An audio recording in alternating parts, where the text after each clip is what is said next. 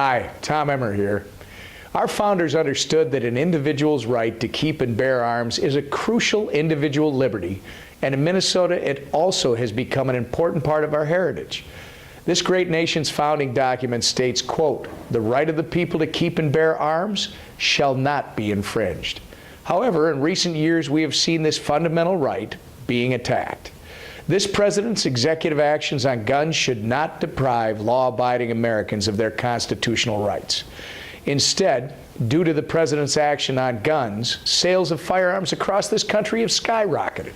Currently, the federal government denies thousands of Americans their right to purchase a firearm, many of these due to an error the government made while identifying them.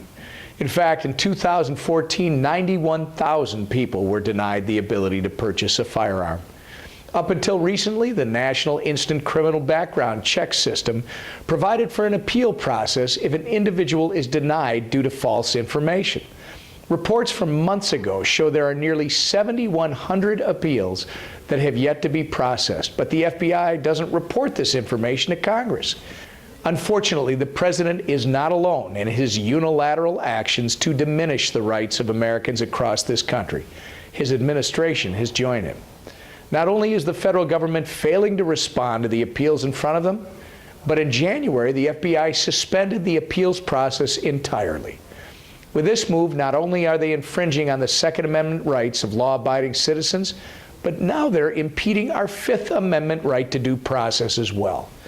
That's why I introduced the Firearm Due Process Protection Act.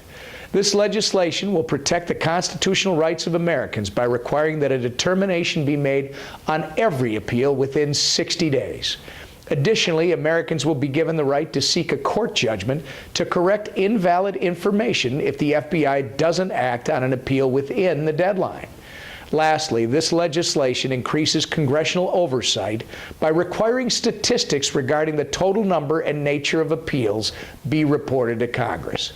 Citizens who go through the appropriate legal process of ensuring their own personal protection should not face unnecessary government blockades.